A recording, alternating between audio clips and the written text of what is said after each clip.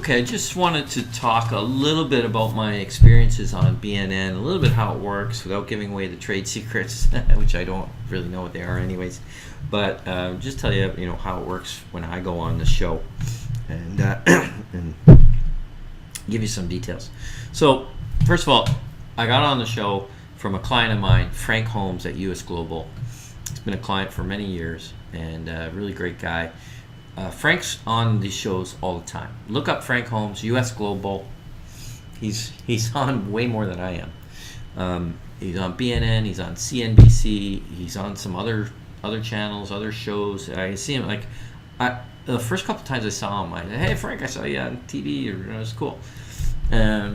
He was on so much that it got to the point where it's just like whatever. It's just like watching the sun get up in the morning. It's no big deal. So, anyways, Frank had an idea for an ETF, and it was like a quant ETF. And of course, I do a lot of quant and fundamentals. And he said, "Oh, you know what? We're going to do this. Why don't you be the Canadian spokesperson?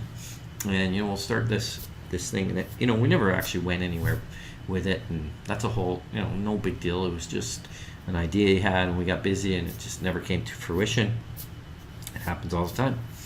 So, but as part of this, though, Frank said, "You should go on BNN, and we'll get your name out there a little bit more, and you'll be able to promote this." So he must have called up BNN, because I never did, and they called me, a few months down or a few weeks down the road, and called me and said, "Why don't you come in? Frank told you to come in, blah, blah, blah." And I said, "Okay." I was a little nervous, but I said, "You know what? It's an opportunity. I got to do it. Got to take advantage." And so I was in the waiting room, and I was pretty nervous in the waiting room. I got my suit on, my tie, and I'm all ready to go on there, and I'm starting to sweat. And it was the hottest day. Oh yeah, that's right. I think it was early September, and it was just such a hot day. And I live just around the corner from the studio, so I walked there, and it was like a mistake, because I'm sweating, and you imagine no hair. It's not, it just starts pouring. I literally walk in, and I'm to the reception, I'm like, "You gotta help me. I'm supposed to go on this." "No worries, this happens all the time." And they clean me up. They got a makeup person the whole bit. They patted me down, and they put makeup on, and it was fine. Not a big deal, but I was pretty nervous. So, anyways, I'm in the room, and then it's my very first show. Andrew Bell's the host, and he's great. I really like doing shows with him, but he doesn't know me. I don't know him. I literally shake his hand before the show starts, 2 minutes before the show starts. I've never done this before. They don't tell me anything about how it works. I have no idea how it works. And the very first question, he goes, "Okay, debut question for Matt. What do you think of student transportation?" And I'm like, "You got to be kidding me. This is not a good company." I did not like it, okay? They had this huge dividend that was yielding 8 or 9%, which is, that right away is a red flag. It's wait a second, whoa, you can't, nobody has an 8 or 9% dividend. If it was that good, the shares would be bid up, and it'd have a 4% dividend, or 3 or 2, or maybe 5. So it's a red flag right away.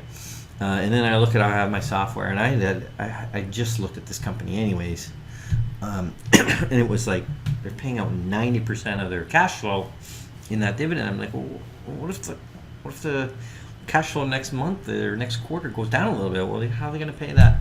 And their balance sheet was a mess too. I just not like it, and it's not fun.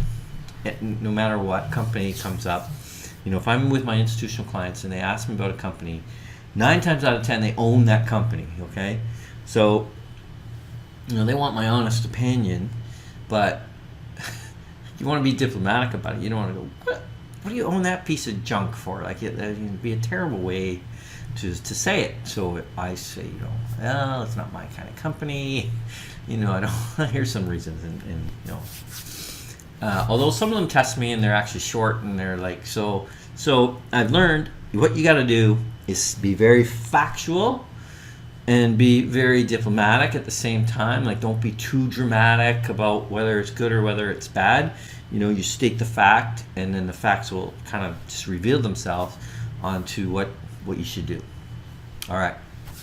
So, the student transportation, I trash it, but I do it diplomatically because I've been trained to do it this way, and I know exactly how to do it. But the CEO didn't like my analysis.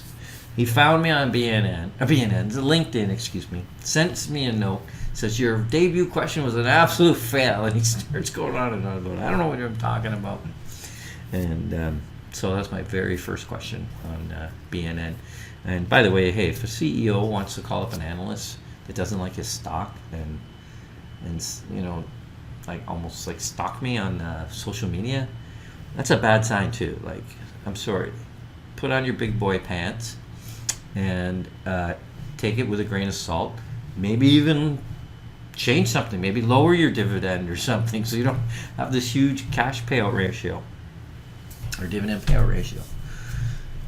But anyways, I just think, if a retail person ever trashed me, I'd be like, okay, well, yeah, you have your opinion, or maybe I make a mistake, and that's fine.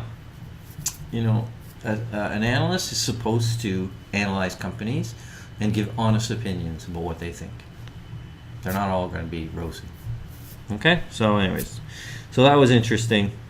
You know what? I'm going to end that video. I'm going to do part 2 because I don't want to drag on too much.